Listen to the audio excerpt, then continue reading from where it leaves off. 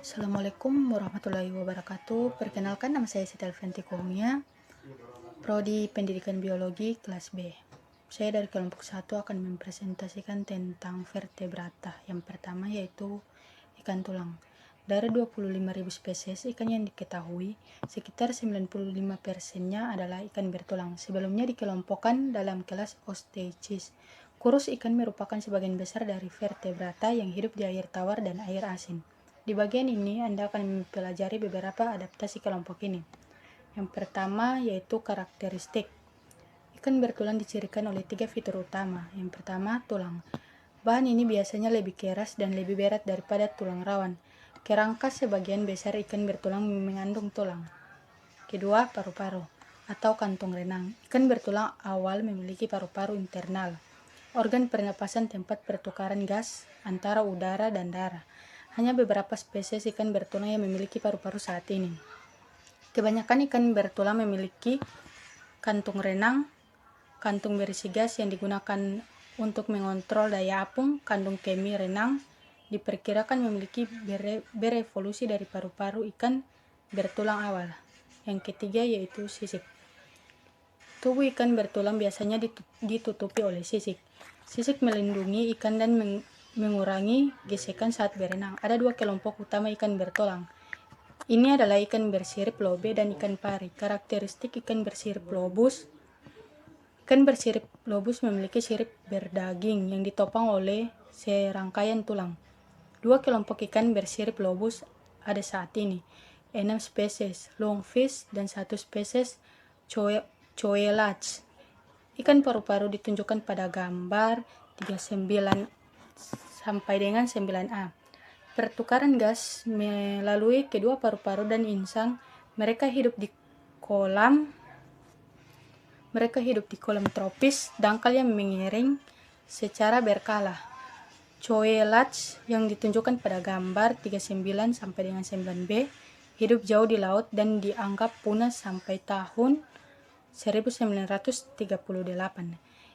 Ikan bersirip lobus yang punah adalah nenek moyang amfibi. Selanjutnya yaitu karakteristik ikan bersirip pari.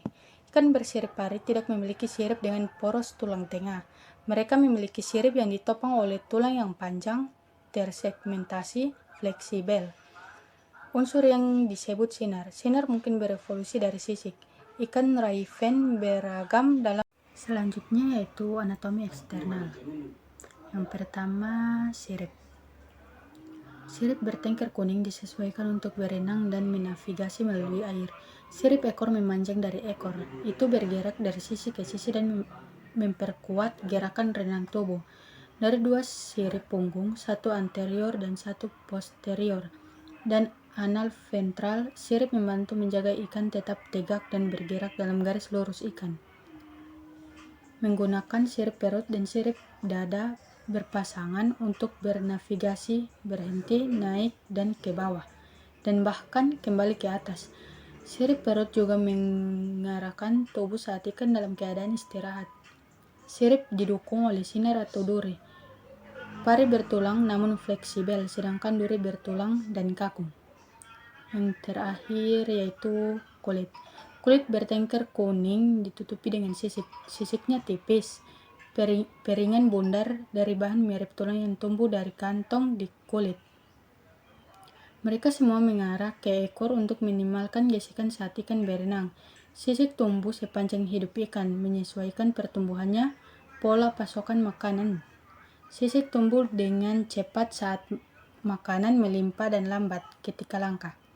Sekian video dari saya. Terima kasih. Assalamualaikum warahmatullahi wabarakatuh.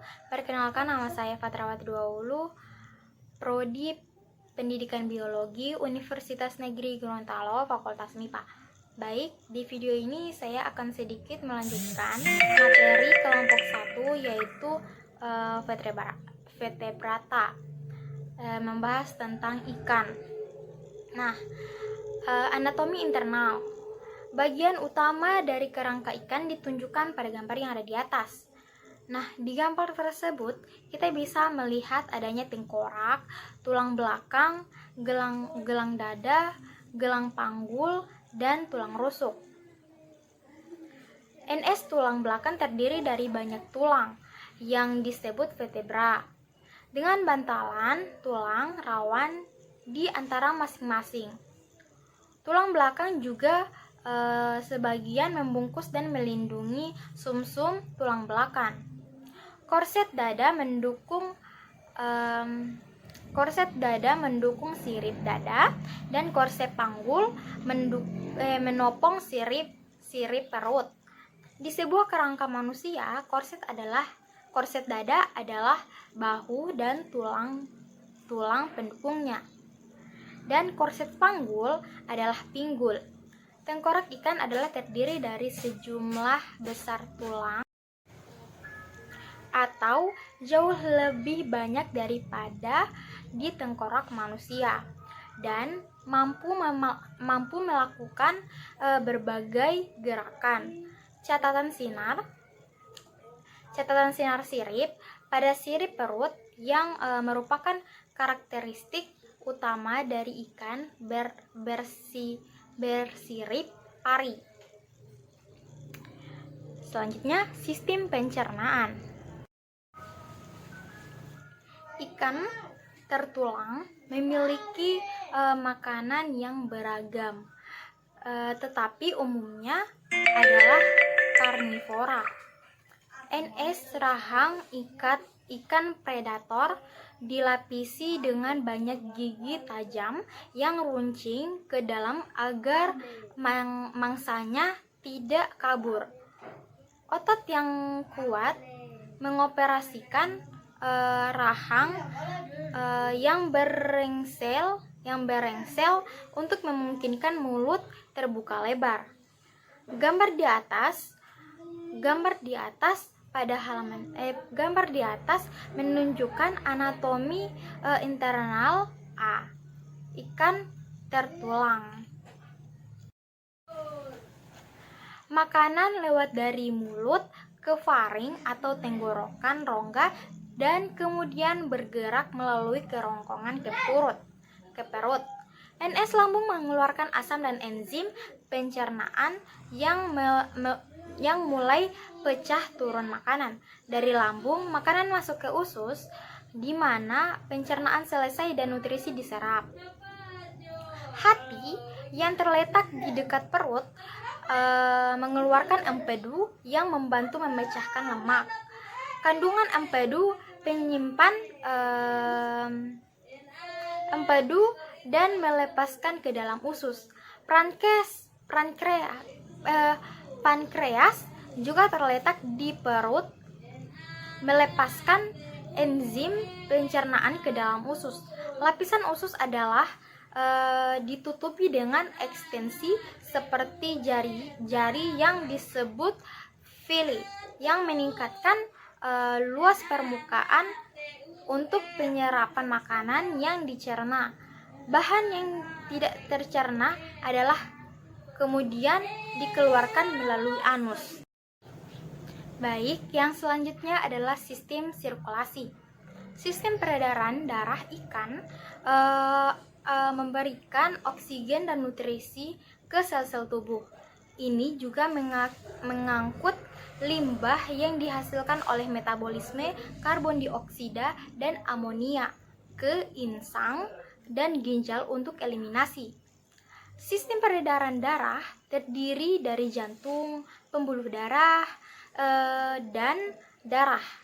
Jantung memompa darah melalui arteri kecil, pembuluh berdinding tipis yang disebut kapiler di insang. Ada darah mengambil oksigen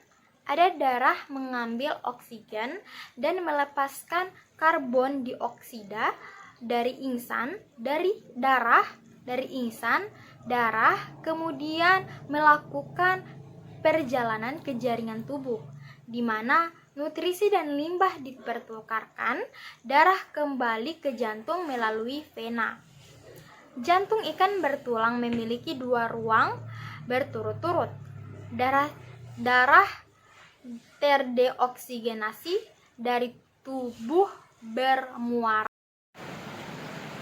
Ruang pengumpul yang disebut sinus venosus.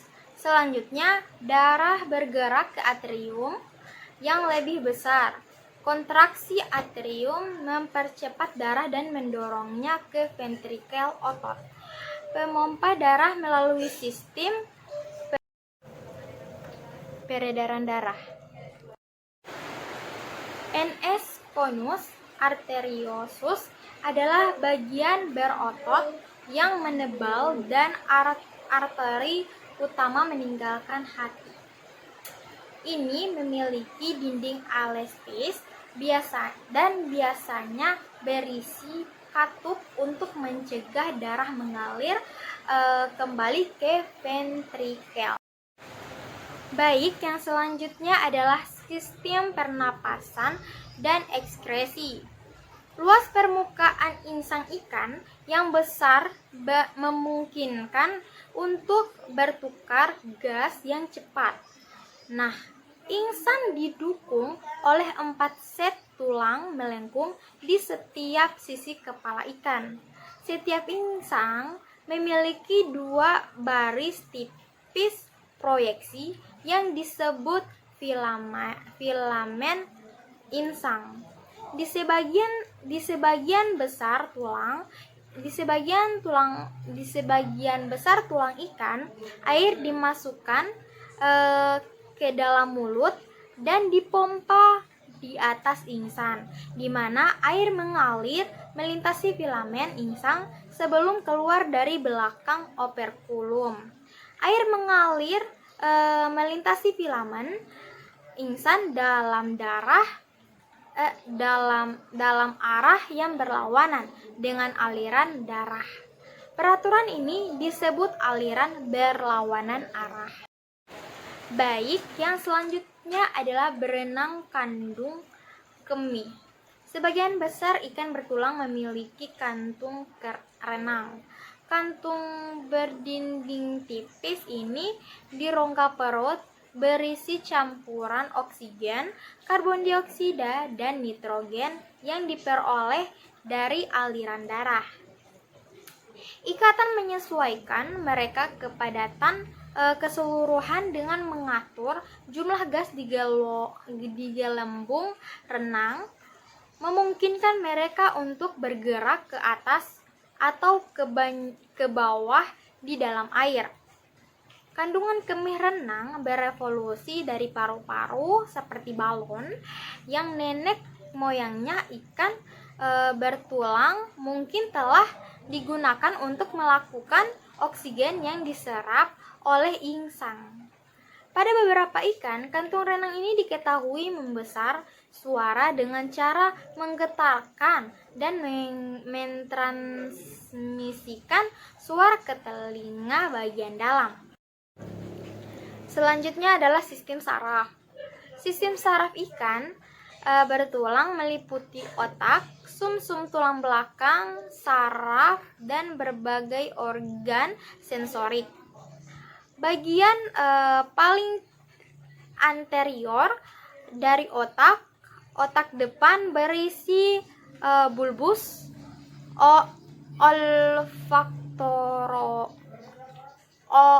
olfaktorius yang memproses informasi tentang penciuman. NS otak depan juga termasuk otak besar yang memiliki area yang terintegrasi informasi dengan bagian lain dari otak. Di balik otak depan terletak otak tengah yang didominasi oleh tektum optik. Optik tektum menerima dan memproses informasi dari visual ikan, pendengaran, dan sistem gulat sisi. Dan yang terakhir adalah reproduksi. Telur direproduksi oleh ovarium pada wanita, dan sperma diproduksi oleh testis pada pria. Telur dan sperma dilepas melalui lubang di belakang anus. Pemumpukan pada sebagian besar spesies terjadi secara eksternal. Kematian di antara telur dan ikan muda seringkali sangat tinggi. Banyak spesies ikan bertelur dan jumlah besar, yang memastikan bahwa setidaknya beberapa individu bertahan hidup untuk menjaga ikan dewasa. Beberapa ikan bertulang beruang hidup muda menggunakan sirip dubur yang dimodifikasi. Jantan memasukkan sperma ke dalam betina dan pembuahan terjadi secara internal. Betina membawa telur di tubuhnya sampai anak-anaknya lahir. Spesies ini merawat telur